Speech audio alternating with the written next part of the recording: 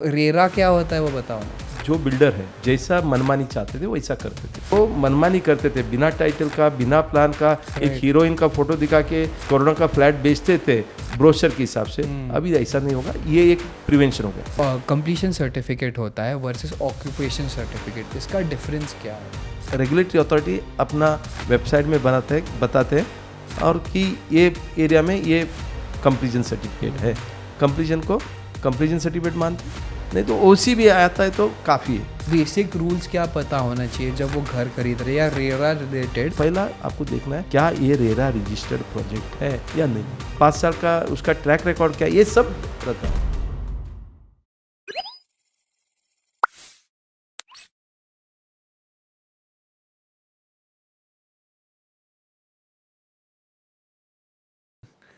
आज का एपिसोड एक बहुत ही इंटरेस्टिंग एपिसोड है बिकॉज आज के जो गेस्ट है ही इज़ अ सीए प्रभु, जिन्होंने 30 साल प्लस एक्सपीरियंस है उनको in RERA and housing sector. Welcome to the Manav show sir. Yes sir, thank you for inviting मी।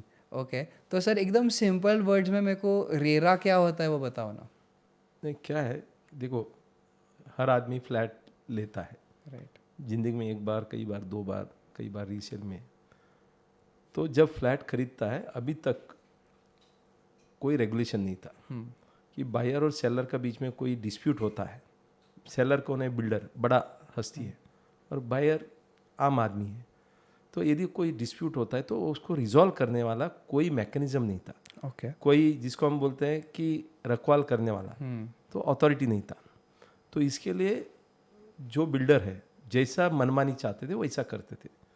ये इतना लेवल तक गया कि कंज्यूमर से पैसा लेने का, उनको घर नहीं देने का, कंज्यूमर से पैसा लेने का, घर बनाने का, फिर एडिशनल बांधकाम करने का, उनको लैंड ट्रांसफ़र नहीं करने का, मतलब इतना मनमानी ठराविक डेवलपर करने गया। और ख़ास करके आप नॉर्थ में इसका संख्या बढ़ते गया।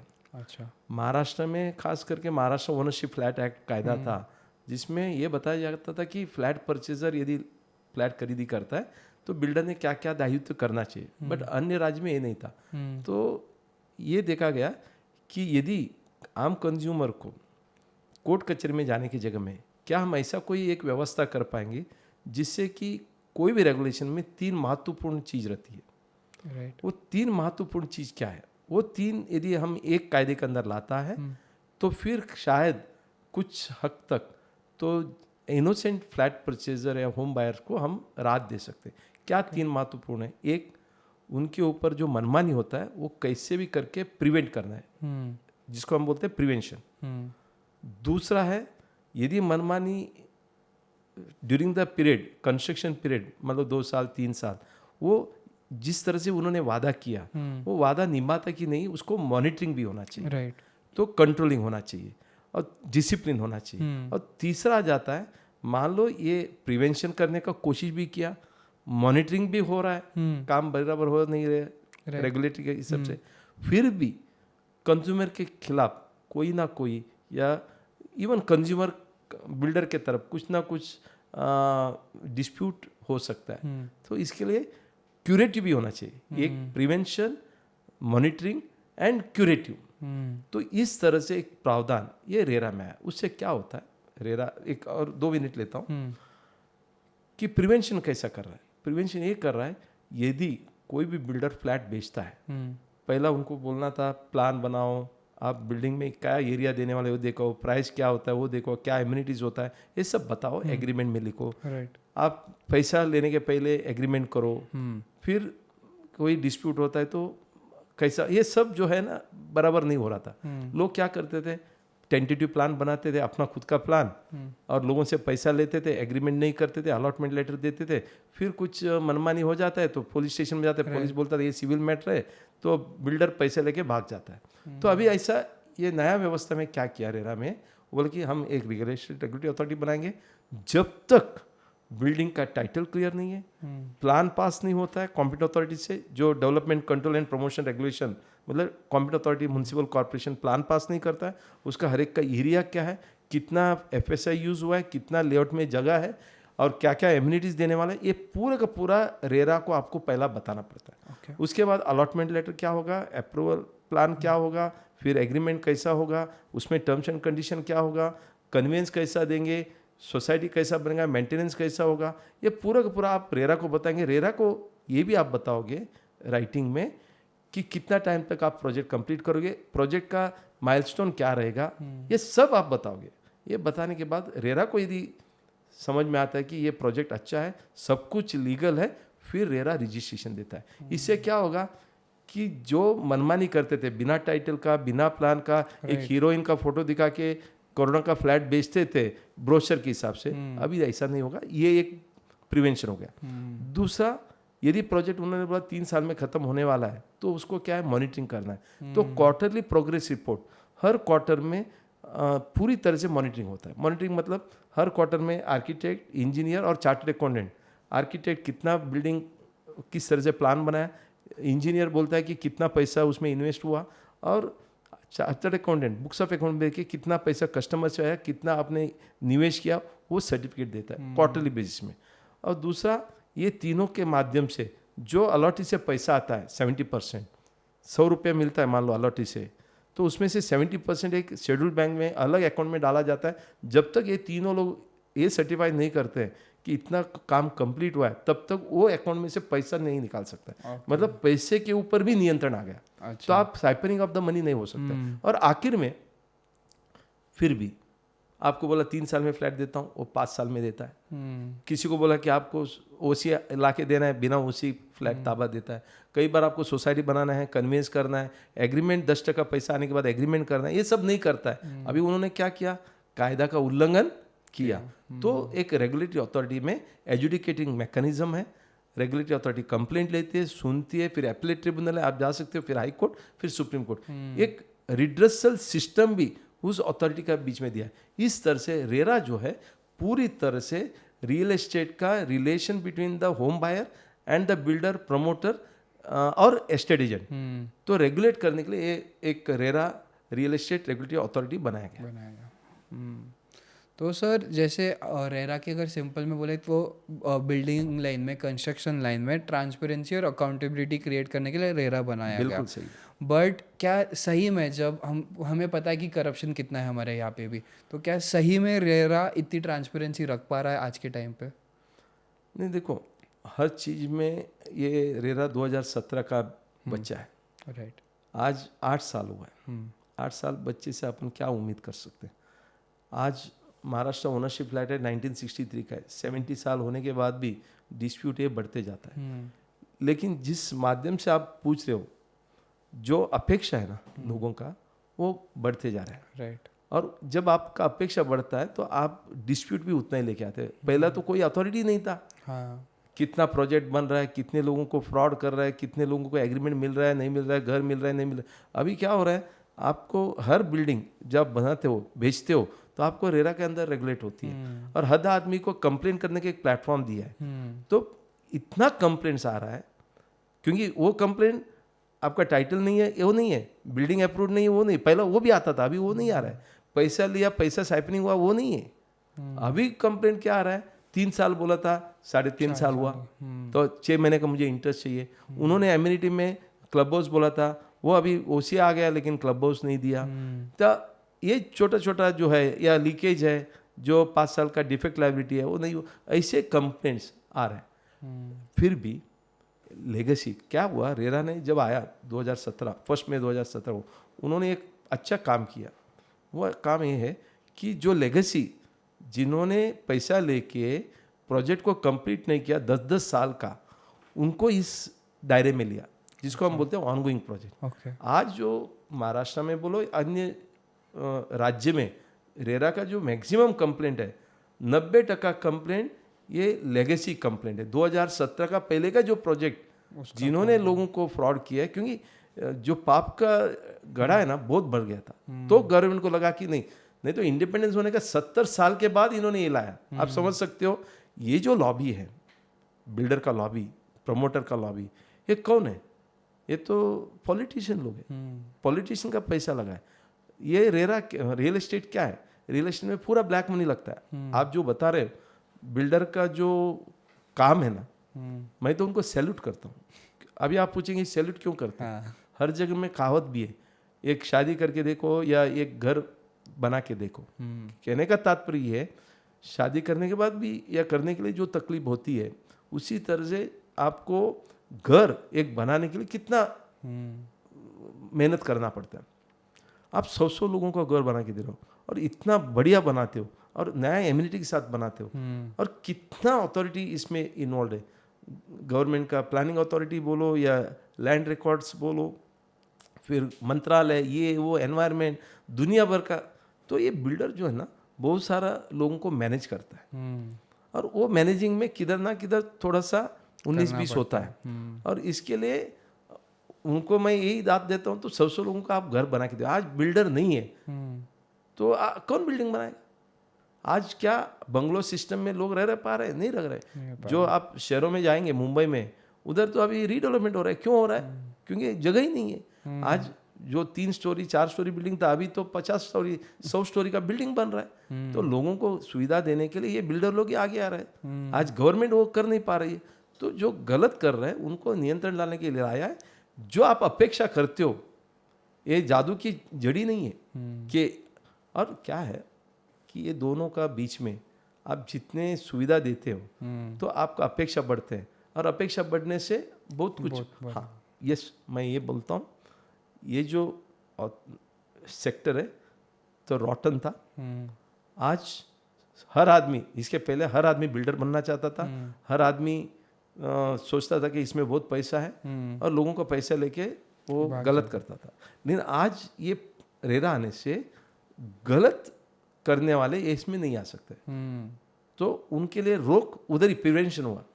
तो इसके लिए आने वाला जो है, मैं लगता है तो 10 से 15% कंप्लेंट जो है, नया प्रोजेक्ट 2017 के बाद जो नया प्रोजेक्ट आया वो है। दूसरा क्या है इसमें रेरा में ये हुआ कि जब ऑर्डर होता है, ऑर्डर इम्प्लीमेंटेशन का जो मैकेनिज्म है वो रेरा को अपने पास रखा नहीं है। उन्होंने क्या किया है, देखो महाराष्ट्र है या कोई भी राज्य में, वो कलेक्टर को दिया, डिस्ट्रिक्ट कलेक्टर को। तो जब एग्जीक्यूशन होता है कि मान लो रिफंड का ऑर्डर दिया, या आपने मान लो कोई ऑर्डर दिया एग्जीक्यूट करने के लिए, तो ये रेरा नहीं कर पाती है।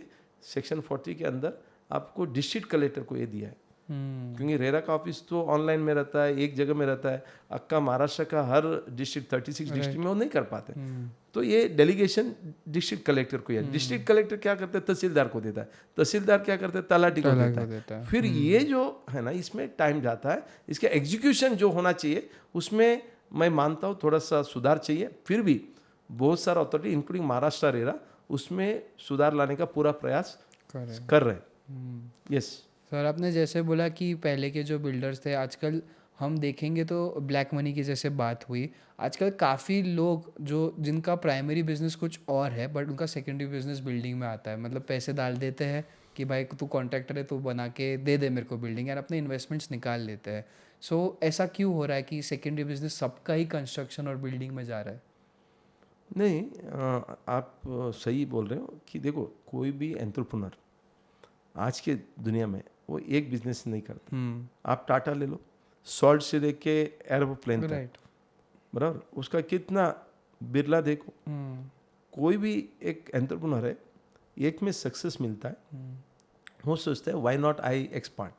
अभी एक्सपांड उसी में उसको कर सकता है, बट उसमें भी लिमिटेशन है। तो क्या करता है कि उसने ज्वेलरी बिजनेस किया होगा, उसने फाइनेंस का बिजनेस किया होगा, उसके बाद थोड़ा पैसा आया है, तो पैसा किधर डालूं, मैं लैंड में डालूं। यदि लैंड में डालने के बाद फिर मैं उसमें और कंस्ट्रक्शन में करूं, क्योंकि आज कंस्ट्रक्शन में क्या है, आपको अलग अलग एजेंसी लगता है। राइट। एक आर्किटेक्ट हो, कॉन्ट्रैक्टर हो, जैसा बिल्डिंग मटेरियल हो, और मैक्सिमम कैपिटल इंटेंसिव है। So if you have a investment capacity, instead of putting it in the shares में डालो, फिर वो कौन क्या गेम खेलते हैं मालूम नहीं। रियल एस्टेट में पूरी तरह से आपको दिखता है, और जमीन है, और जमीन कम है तो आपको एप्रेजल एज इट इज मिलने वाला है। कंस्ट्रक्शन आप मॉनिटरिंग में, ये कोई रॉकेट साइंस नहीं है। आपको अच्छा इंजीनियर मिलते हैं, आर्किटेक्ट मिलते हैं, प्लानिंग अथॉरिटी आपको प्लान करके देते हैं। तो this is how high ended people. आज नहीं तो आप देखो, अभी रेरा आने के बाद मैं बताऊं, ब्लैक मनी तो ऑलमोस्ट कम हुआ है। दूसरा, कॉर्पोरेट्स आने लग गए। Who are the corporates? Mahindra space, Godrej, L&T, Tata, बहुत ओबेरॉय, अब और कितने लोगों ने लिस्टिंग में आए। आज रुस्तम जैसा कंपनी, कल्पतरु, ये जो लिस्टिंग में नहीं थे आज वो लिस्टिंग में आ गए। राइट। लिस्टिंग में आके क्या कर रहे हैं? पब्लिक का पैसे तो ले रहे हैं, और पब्लिक का पैसे लेके फिर क्या कर रहे हैं? तो आपको रियल एस्टेट इन्वेस्टमेंट फंड आ गया अभी, रिट बोलते हैं, और इतना एनबीएफसी आए हैं जो रियल एस्टेट को फंड देते हैं। नेशनल हाउसिंग बैंक है, लगभग 100 के ऊपर हाउसिंग फाइनेंस कंपनी है, और अलग एनबीएफसी है, इतने बैंक्स है, तो सब रियल एस्टेट फंडिंग दे रहे हैं। कहने का तात्पर्य ये है कि इसको एक बिजनेस करने का आपका स्किल होना चाहिए।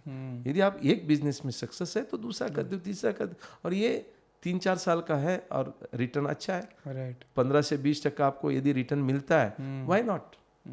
एंड यू कैन ऑलवेज सी।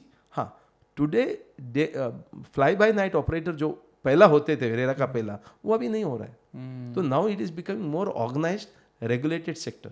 एक उदाहरण के लिए लेना है तो इंश्योरेंस, पहला एक ही life insurance corporation of India था। आज कितने इंश्योरेंस कंपनियां, क्यों आया? Because you have insurance regulatory authority. आज आप सेबी, पहला तो एक ही वो स्टॉक एक्सचेंज में था, आज security exchange board of India है, सेबी आया, उससे कितना फर्क पड़ा। रेगुलेटर आ गया ना कैपिटल मार्केट में। आज आप मोबाइल से ट्रेडिंग कर सकते हो, कितने लोग कर रहे हैं।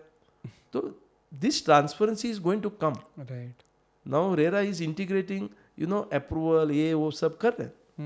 या ओके सर, जब हम बिल्डर्स की बात करते हैं तो बिल्डर डीले के केसेस जो होते हैं जिसमें फोर्स मैजोर बोलते हैं, उनका अब्यूज़ काफ़ी होता है, तो इसके बारे में आप क्या बोलना चाहोगे? नहीं, देखो, बिल्डर को कुछ भी बोलने दो, वो बोलेगा बिल्डिंग मटेरियल्स मिला नहीं, वो फोर्स मेजर है, लेबर नहीं मिला, फोर्स मेजर है, मेरा इधर पानी नहीं आया, इलेक्ट्रिसिटी नहीं आया, उसको फोर्स मेजर है, या मेरा अप्रूवल नहीं मिला, फोर्स मेजर है। वो एग्रीमेंट में भी कुछ भी लिखने दो, कायदा तो क्लियर है ना। फोर्स मेजर मतलब अर्थक्वेक, वार, या आपका जैसा कोविड जैसा हुआ, जिसको गवर्नमेंट डिक्लेयर करना चाहिए, ये force majeure, which is beyond his control. इसके लिए एक मैटर था, new tech promoters and developers, ये जो कंपनी है यूपी का, वो मैटर जो है रेरा से लेके एपलेट ट्रिब्यूनल से लेके हाई कोर्ट से लेके सुप्रीम कोर्ट तक गया। अच्छा। New take developers and promoters, उसमें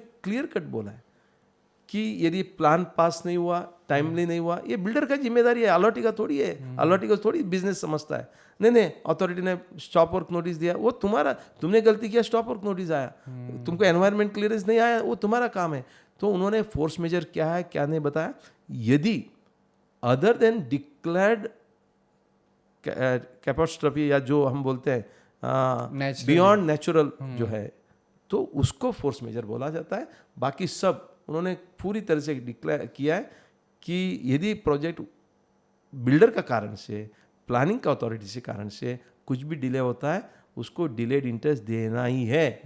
एग्रीमेंट में कुछ भी लिखने दो, बिकॉज एग्रीमेंट का clause can not be contrary to the act, and supreme court का जजमेंट है, then who else can say that no, आपका लेबर नहीं आया, या आपके पास पैसा नहीं है, इंडस्ट्री मंदी है, ये सब नहीं चलेगा। ठीक है। तो और एक चीज़ है, मुझे जानना है, जो कंप्लीशन सर्टिफिकेट होता है वर्सेस ऑक्यूपेशन सर्टिफिकेट, इसका डिफरेंस क्या है? या क्या होता है कि जो लैंड है वो स्टेट सब्जेक्ट है। उसी तरह से जब आप डेवलपमेंट करते हो, वो हर एक स्टेट में अगेन स्टेट लॉ ही होता है। जैसे कि महाराष्ट्र में Maharashtra regional town planning act है, यूपी में UP country and town planning act है, कर्नाटक में Karnataka country and town planning act है। अलग अलग प्रदेश में अलग अलग होती है। और उसमें अगेन हर एक म्युनिसिपल कॉर्पोरेशन के लिए या रीजन के लिए again development control promotion regulation होता है। हर अथॉरिटी अपना 20 साल का एक प्लान बनाते हैं, 30 साल का प्लान बनाते हैं, कौन सा डेवलपमेंट होना चाहिए, क्या होना चाहिए। और वो development control and promotion regulation वो लोकलाइज लॉ हो जाता है। तो उदाहरण के लिए मैं बोलता हूँ, मुंबई में डेवलपमेंट कंट्रोल एंड प्रमोशन, उधर occupation certificate is complete. Okay. तो ऑक्यूपेशन आया, ऑक्यूपेशन कब देता है? जब आर्किटेक्ट लिख के देता है building is completed. Completion certificate कौन दे रहा है? Architect. Completion, but is it given by the authority? The answer is no. तो अथॉरिटी कौन देता है? म्युनिसिपल कॉर्पोरेशन देती है कि now building is ready for occupation as per the certificate issued by the architect and as per the inspection carried out. ये occupation certificate आया। अजय आप पूना में आ जाओ, पूना में पूना म्युनिसिपल कॉर्पोरेशन है, वो क्या करती है? वो बोलते हैं कि now building is ready for occupation subject to completion certificate. अभी उधर कंप्लीशन सर्टिफिकेट कौन दे रहा है? उधर दे रहा है पूना म्युनिसिपल कॉर्पोरेशन। रेरा जो है ये केंद्र शासन का कायदा है, लैंड और उसका डेवलपमेंट स्टेट गवर्नमेंट का लॉ है, और अलग अलग स्टेट में अलग अलग interchange occupation completion certificate use करते हैं। इसके लिए जिस तरह से रेगुलेशन है, मैंने तो महाराष्ट्र का आपको बताया, अलग अलग राज्य में अलग अलग है। इसके लिए रेरा में दोनों यूज़ किया है, बट अल्टीमेटली जो फाइनली माना जाता है वो रेगुलेटरी अथॉरिटी अपना वेबसाइट में बताते हैं और कि ये एरिया में ये कंप्लीशन सर्टिफिकेट है, कंप्लीशन सर्टिफिकेट मानते हैं। नहीं तो ओसी भी आता है तो काफ़ी है। तो इसके लिए नॉर्मली हम लोग महाराष्ट्र में बोलते हैं ऑक्यूपेशन सर्टिफिकेट आ गया तो it is ready to occupy, कोई दिक्कत नहीं। कई जगह में कंप्लीशन सर्टिफिकेट कब देता है? जब आपका पूरा प्रोजेक्ट को कंप्लीट होता है, तो पार्ट ऑक्यूपेशन भी दिया जाता है। तो इसके लिए पार्ट ऑक्यूपेशन, मान लो एक बड़ा बिल्डिंग है, 5-6 बिल्डिंग आने वाले लेआउट में, एक क्लब हाउस है। अभी क्लब हाउस बाकी का एम्यूनिटीज वो देने के लिए गार्डन वगैरह बनाने टाइम जाता है, लेकिन लोगों को तो पैसा दिया है, घर चाहिए, तो उनको पार्ट ऑक्यूपेशन देते हैं, फिर आ जाते हैं, फिर completion of the entire project फिर दिया जाता है। तो therefore it is interchange normally. Okay. तो सर अगर हम आगे बढ़ते हैं तो लोगों को रेरा के बारे में बहुत कम नॉलेज है, या लोग अनअवेयर नहीं है कि बेसिक रूल्स क्या पता होना चाहिए जब वो घर खरीद रहे हैं, या रेरा रिलेटेड बेसिक रूल्स लोगों को क्या पता होने चाहिए? नहीं, देखो, घर आप जब खरीदते हो बहुत बड़ा निर्णय है। जैसा कहावत है कि आप कमाते हो एक दिन का, तो आप अपना एक दिन का रोज रोटी जिसको हम बोलते हैं खाना बना सकते हो, कर सकते हो, खाना खा सकते हो। लेकिन महीनों भर आप काम करते हो या 2 महीना काम करते हो, 3 महीना काम करते हो, आप अपना कपड़ा साल भर का कपड़ा ले सकते हो। बट घर के लिए आपको क्या है? आपको जिंदगी भर का अभी तक का 10-15 साल का जो कमाई किया वो पूंजी 10-15%, आने वाला 30 साल का इनकम गिरवी रख के आप घर लेते हो, और जिसका पूंजी से आपने घर लिया 15-20%, वो भी आप मॉर्गेज करते हो, आने वाला इनकम भी मॉर्गेज करते हो। ये जब आप करते हो तो आपको बहुत बहुत ख्याल, मतलब ध्यान देना है। अभी ध्यान क्या देना है? ध्यान में पहला चीज़ है कि जब भी आप घर खरीदते हो या रियल एस्टेट प्रोजेक्ट में इन्वेस्टमेंट करते हो, पहला आपको देखना है क्या ये रेरा रजिस्टर्ड प्रोजेक्ट है या नहीं है। काफ़ी नहीं है। RERA is more of A disclosure type. Disclosure मतलब क्या है कि उस प्रोजेक्ट में कौन प्रमोटर है, उसने अभी तक का कितना प्रोजेक्ट किया है, कितना साल में वो कंप्लीट होने वाला है, उसमें कितना लिटिगेशन है, टाइटल सही है कि नहीं है, वो क्या लैंड उसने भी मॉर्गेज किया है क्या, तो उसका कॉन्ट्रैक्टर कौन है, आर्किटेक्ट कौन है, एस्टेट एजेंट कौन है, तो कौन सा बैंक में अकाउंट है, पूरा डिटेल, और उसके खिलाफ कितना कंप्लेंट्स अभी तक आया, 5 साल का उसका ट्रैक रिकॉर्ड क्या, ये सब रहता है। तो आपको क्या करना पड़ेगा? ड्यू डिलिजेंस करना पड़ेगा। हो सकता है आम आदमी कर पाएगा कि नहीं कर पाएगा मालूम नहीं, लेकिन कम से कम आपको हर अथॉरिटी के जाके डाउनलोड करना है। ये प्रोमोटर है, मान लो एक टाटा हाउसिंग, तो उसका 50 प्रोजेक्ट है तो 50 प्रोजेक्ट आपको दिखेगा, 50 प्रोजेक्ट में कितना कंप्लीट है वो दिखेगा, कौन सा प्रोजेक्ट कब कंप्लीट किया, कितने टाइम में कंप्लीट किया, ये सब उसमें पता चले। तीसरा, रेरा में ये भी पता चलता है आपका एग्रीमेंट अलॉटमेंट लेटर कैसा रहता है, एग्रीमेंट फॉर सेल क्या होता है, किस तरह का ऑर्गेनाइजेशन बनने वाला है, क्या अपार्टमेंट एक्ट में होने वाला है, हाउसिंग सोसाइटी में होने वाला है, और कन्वेंस डीड कैसा होगा, एम्यूनिटीज़ क्या क्या होगा, कब कंप्लीट होगा, टाइमलाइन क्या होगा, और quarterly progress report, annually audited balance sheet, हर एक प्रोजेक्ट का कितना पैसा आया, कितना निवेश हुआ, ये भी रहता है। तो आपको कम से कम 2 साल का बाद का आप करते हो तो आपको ये तो देखना चाहिए कि 2 साल में कितने लोगों से पैसा लिया। और दूसरा, जैसे मैंने शुरुआत में बताया, अप्रूवल भी वो कई बार मान लो 2 फ्लोर तक का अप्रूवल देते हैं, कई बार प्लिंथ तक अप्रूवल देते हैं, कई बार 10 फ्लोर का अप्रूवल देते हैं।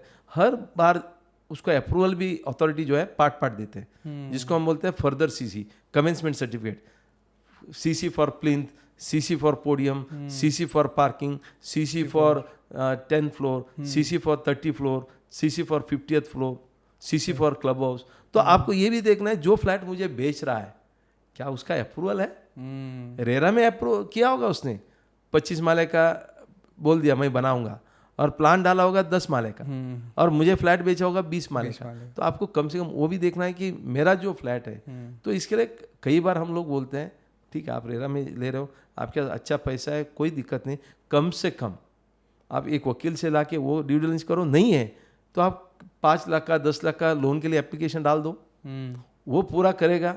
आपका प्रोसेसिंग फीस 10 लाख का लोन लेते हो, भले 10 करोड़ का प्रॉपर्टी है, 10 लाख के लिए भी वही ड्यू डिलिजेंस वो 10 करोड़ का करेगा, और आपको 10 लाख के ऊपर वो लेगा आधा टका 1% जो भी प्रोसेसिंग फी है, लेकिन आपको पूरा 10 करोड़ का प्रॉपर्टी सेव होगा। या आपने 10 लाख का भी लिया तो आप 1 लाख का लोन ले लो, 1 लाख का लोन का आप पैसा भरो।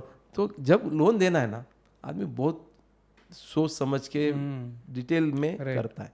तो आप ये भी कर सकते हो, एक वकील को कर सकते हो, ड्यू डिलिजेंस से खुद कर सकते हो, या दूसरा बैंक से लोन लेके भी थोड़ा सा कर सकते हो। फिर भी आप पूछेंगे सर फिर भी सेफ है क्या?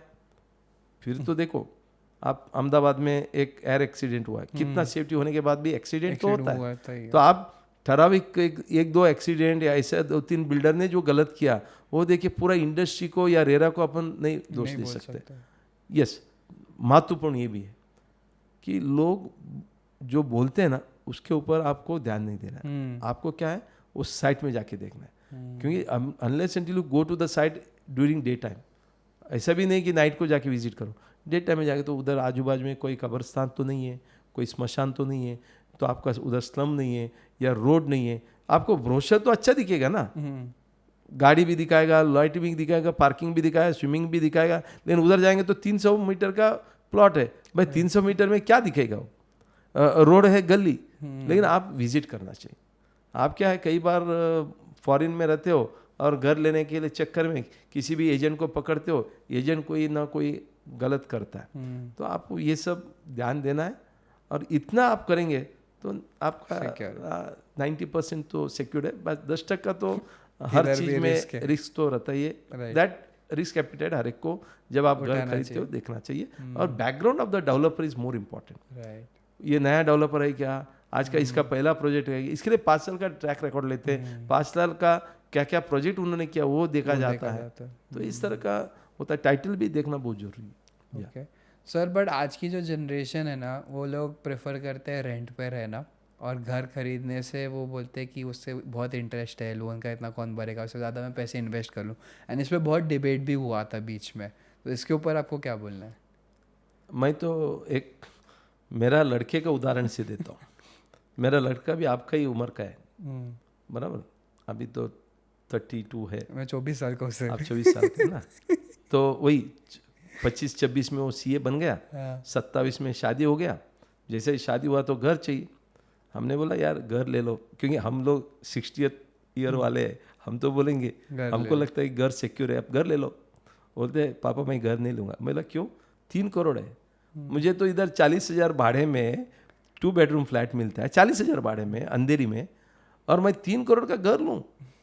3 करोड़ का घर आप बोलो 9% भी इंटरेस्ट पकड़ेंगे तो कितना हो गया, तो महीने का मेरा 2.5 लाख 3 लाख रुपया जाता है इंटरेस्ट में। EMI भी मुझे उतना देना पड़ेगा, और मुझे तो अभी मैं कमा रहा हूँ, मेरे को 30,000 40,000 का ठीक है। देखो भाई मैं तो आपको एडवाइस कर सकता हूँ, बाकी आपका सोच है। तो अभी 3 साल के बाद उसका बच्चा हुआ, अभी 3 साल तक वो भाड़े में था, लेकिन वही मालिक बोला कि अभी मेरे को बेचना है।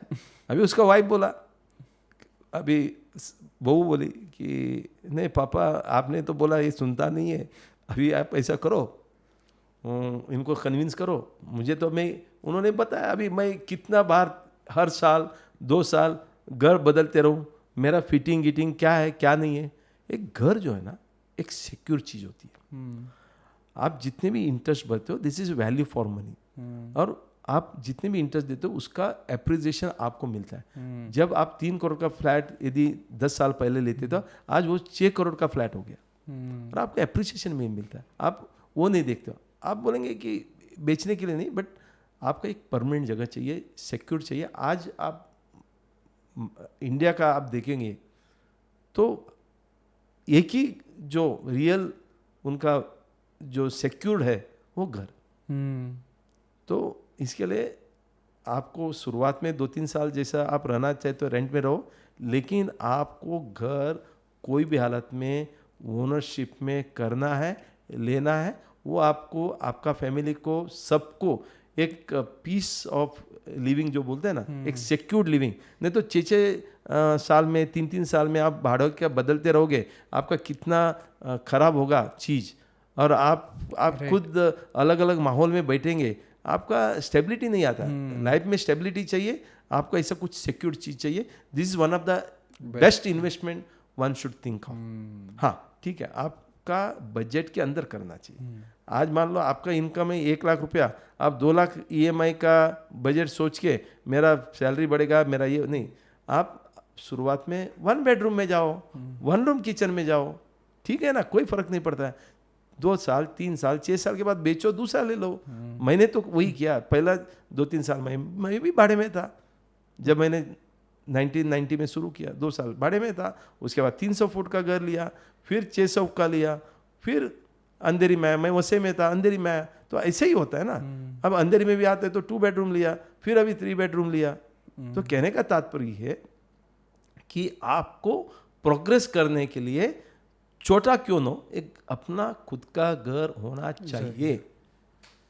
ओके सर, जो TDR है इसका कॉन्सेप्ट बहुत कंफ्यूजिंग हो जाता है लोगों के लिए, तो इसको एकदम सिंपल वर्ड्स में बता सकते हो? देखो क्या है, कोई भी ज़मीन, जैसा मैंने बताया कि डेवलपमेंट का रेगुलेशन है ना, वो लोकल गवर्नमेंट करते हैं, स्टेट गवर्नमेंट करते हैं through the development control and promotion regulation. Right. अभी जब डेवलपमेंट प्लान बनाता है 20 साल के एक बार, तो गवर्नमेंट क्या करती है, उधर का म्युनिसिपल कॉर्पोरेशन क्या करती है कि भाई मुझे इधर रेलवे स्टेशन चाहिए, मुझे रोड जो है आज 30 मीटर का रोड है, मुझे 60 मीटर का रोड चाहिए, 4 लाइन चाहिए, अभी 2 लाइन था, अभी 4 लाइन चाहिए। मुझे उधर पुलिस स्टेशन चाहिए, मुझे इधर हॉस्पिटल चाहिए, तो इधर गार्डन हो चाहिए, इधर स्टेडियम आना चाहिए। ये पूरा का पूरा अगला 20 साल का पूरा सिटी का डेवलपमेंट सोचती है। जब ये सिटी का डेवलपमेंट सोचती है तो उसको तो जगह चाहिए, जमीन चाहिए। मान लो स्टेडियम बनाना है, जगह चाहिए। मेट्रो स्टेशन करना है, जगह चाहिए। रोड वाइडनिंग करना है, जगह चाहिए। वो जगह किधर से लाएगा? जगह तो उधर ही है। अच्छा, जगह तो किसके ओन्ड है? रमेश प्रभु ने ओन किया है, या मानव ने किया है, XYZ ने किया, उसका तो नाम है ना। तो क्या करता है, उधर डेवलपमेंट कंट्रोल के लिए 1 स्क्वायर फुट का आपका जमीन है, उसके ऊपर आप बांधकाम कितना कर सकते हो, जिसको हम बोलते हैं बिल्टअप एरिया, कितना कंस्ट्रक्शन कर सकते हो, इसको हम बोलते हैं बिल्टअप एरिया। अभी 10,000 स्क्वायर फुट का जमीन है आपका, तो आप बांधकाम या बिल्टअप एरिया कितना कर सकते हैं? 10,000। वो 1 FSI या 1 FAR बोलता है, फ्लोर एरिया रेशियो और फ्लोर स्पेस इंडेक्स, उस हिसाब से बताया जाता है। ठीक है, अभी आपका 10,000 स्क्वायर फुट का है, फ्लोर एरिया रेशियो और FSI 1 है, तो 10,000 स्क्वायर फुट आप बना सकते हो। वो बना के आप फिर फ्लैट क्या करते हो? बेचते हो मार्केट में। तो गवर्नमेंट जब ये जमीन लेता है तो गवर्नमेंट के पास कितने लोगों को पैसा देंगे? तो गवर्नमेंट क्या बोला, लोकल अथॉरिटी एक नया स्कीम निकाला कि भाई तुम्हारा 10,000 स्क्वायर फुट का जगह हमने लिया है, किसके लिए? पुलिस चौकी के लिए। ठीक है, अभी मुबादला दो, वो तो कुछ भी मुबादला मांगेगा। तो गवर्नमेंट ने बोला कि नहीं, आपको उधर 10,000 स्क्वायर फुट आपको बनाने को मिलता था, मैं अभी 10,000 स्क्वायर फुट का आपको transfer of development right certificate देता हूँ। मतलब अभी आपको मैं सर्टिफिकेट दे दिया, अभी मेरा म्युनिसिपल एरिया में आप ये 10,000 स्क्वायर फुट किधर भी बांधो। किधर भी बांधो मतलब जगह तो चाहिए ना भाई, बिना जगह तो आप कैसा बांधोगे? तो ये ट्रांसफर ऑफ डेवलपमेंट राइट, मतलब जो फसल है ना, जमीन के अंदर फसल आता है, फसल को काट के आप किधर भी ट्रांसफर कर सकते हो, बेच सकते हो। वैसे ये FSI को फसल माना गया और उसको निकाल के आपको सर्टिफिकेट दिया, शेयर सर्टिफिकेट जैसा। अभी आप बेचो किधर? अच्छा, बेचना है तो कोई तो लेने वाला तो चाहिए। आप उसको एनेबलिंग प्रोविजन करना चाहिए। तो डेवलपमेंट कंट्रोल प्रमोशन रेगुलेशन में ये बताया गया कि मान लो आज के आपके पास, मेरे पास तो 10,000 स्क्वायर फुट का क्या मिला, सर्टिफिकेट मिला, क्योंकि मेरा जमीन तो गवर्नमेंट ने ले लिया, 10,000 सर्टिफिकेट दिया। लेकिन मानव के पास जमीन है बाजू में, वो इसी म्युनिसिपल, तो मानव के पास भी 10,000 स्क्वायर फुट का जमीन है। अभी मानव को कितना बांध कर सकता है, 10,000 ही बना सकता है, क्योंकि हर जगह में एक ही एफएसआई है। लेकिन उसको बताया जाता है कि तुम टीडीआर खरीदते हो तो 10,000 की जगह में अभी 20,000 बना सकते हो। अभी आपको क्या दिया, एक एफएसआई दिया जिसको बेसिक एफएसआई बोलते हैं, और 10,000 स्क्वायर फुट का आपको अभी टीडीआर दिया। अभी आप क्या करोगे भाई, टीडीआर कौन किधर मिलता है, मेरे को अभी खरीदना पड़ेगा ना। वही म्युनिसिपल कॉर्पोरेशन बोलता है हमारा म्युनिसिपल कॉर्पोरेशन में इतने लोगों को हमने टीडीआर सर्टिफिकेट दिया, आप अप्रोच करो, या कोई ब्रोकर रहता है उसके थ्रू आप खरीदी करो। तो अभी एक सर्टिफिकेट आ गया, TDR generation certificate, generation TDR generation certificate, generating plot, दूसरा आता है रिसीविंग प्लॉट। अभी आपका जो है, मेरा प्लॉट से टीडीआर जनरेट हुआ, अभी आपका प्लॉट, मानव का प्लॉट में क्या हुआ, अभी वो रिसीविंग प्लॉट होगा। अभी आप उसको डाल सकते हो, लेकिन आप टीडीआर नहीं लिया, आप तो 10,000 ही बना सकते हो। बट उसी जगह में टीडीआर आप खरीद के, अच्छा आपको टीडीआर का वैल्यू क्या है, टीडीआर का वैल्यू मान लो जमीन का वैल्यू से 50% 60% भाव में मिलता है आपको। तो आपको भी अभी सस्ता हो गया ना। जहाँ 10,000 था अभी 20,000 बनाओगे, जहाँ 10 फ्लैट बनता था 1,000 फुट का, अभी 20 फ्लैट बनाओगे 1,000 फुट का आपका। तो इस तरह का एक एनेबलिंग प्रोविजन बना के तो government transfer of development rights certificate बनाते हैं, और वो दूसरा प्लॉट में रिसीविंग के लिए भी एनेबलिंग वही डेवलपमेंट कंट्रोल प्रमोशन रेगुलेशन में है। मुझे लगता है ये थोड़ा सा क्लैरिटी आया होगा। हाँ राइट, ओके सर। एक लास्ट क्वेश्चन है, बहुत इंटरेस्टिंग कॉन्वर्जेशन हुआ है, आपका इतने साल का एक्सपीरियंस है, 30 साल का एक्सपीरियंस है आपको ये इंडस्ट्री में, तो ऐसा कोई एडवाइस जो आप पब्लिक को देना चाहोगे जिससे उनको बहुत ज़्यादा हेल्प मिले? नहीं, हेल्प यही है, आप ग्रीड मत बनो, आप बजट के ज़्यादा ध्यान न देते हुए वो कितना सस्ता में दे रहा है तो कितना महंगा में दे रहा है, तो आपको यही देखना है कि जो मैं घर खरीद रहा हूँ क्या मेरा बजट के अंदर आ रहा है, लेकिन क्या पूरा का पूरा रेगुलराइज है क्या। क्योंकि मैंने बहुत सारा देखा है, मैं आपको बताऊं, कल्याण, डोंबिवली, वसई विरार में तो बिल्डर लोग हैं जिसको लोड बेयरिंग बोलते हैं। इवन आपको इधर पुणे में भी आपको मिलता होगा, घंटेवार बोलते हैं, अलग अलग नाम देते हैं इन लोग, ना अप्रूवल है ना कुछ है। तो ये अपना खुद का प्लान बनाते हैं, बोलते हैं बिल्डिंग बन गया। अभी बिल्डर उधर आप बाजू में लेते हो 10,000 रुपये स्क्वायर फुट है, मैं आपको 5,000 में देता हूँ, ना बिल्डिंग का अप्रूवल है ना टाइटल क्लियर है। लेकिन लोग क्या बोलते हैं, यार उधर तो 20 लाख लगता है, मेरे को 10 लाख में मिल रहा है, पैसा दे देता है। फिर 6 महीने के 8 साल 6 महीना 1 साल के बाद क्या आता है, आपके ऊपर नोटिस आता है, फिर बिल्डिंग डिमोलिश होता है। तो आप पूरा, you are not buying a piece, you are buying a trouble. तो आपको ये काम नहीं करना है, शॉर्टकट में नहीं जाना है, आप पूरी तरह से सोच समझ के निवेश करो। जो आपको ट्रांसफरिंग जो असेट है ना, real asset, it should be such a way that it is easy for transferring. Liquidity आना चाहिए, no doubt it is very difficult. Liquidity क्या है, आपको उसके ऊपर लोन मिलना चाहिए, आपको बिजनेस करने तो लोन मिलना चाहिए, आपको बच्चे लोग को ट्रांसफर करने को होना चाहिए। आप घर छोटा न क्यों ना हो, लेकिन वो पीसफुल हो, अच्छा हो, डिस्प्यूटेड मैटर में कभी भी हाथ मत डाल। यही मेरा पीस ऑफ एडवाइस है। जिंदगी बहुत लंबा है, आप तरक्की हमेशा कर सकते हो, बट आप ये सोचेंगे शॉर्टकट में बहुत कुछ करना है तो आप तकलीफ में आओगे। Thank you so much sir, बहुत इंटरेस्टिंग पॉडकास्ट था, बहुत कुछ सीखने को मिला, बहुत नॉलेज मिली। एंड आई होप जो भी लोग नया घर लेने जा रहे हैं, कुछ नया इन्वेस्टमेंट करने जा रहे हैं, वो ये पॉडकास्ट के थ्रू ये जो 3-4 पॉइंट्स आपने बताए हैं, जो टेक्निकल टर्म्स हमने बताए, उसका ध्यान रखेंगे एंड वो सब इन्वेस्टिगेट करेंगे एंड फिर ही इन्वेस्ट करेंगे। बिल्कुल बिल्कुल बिल्कुल। Thank you so much. Thank you.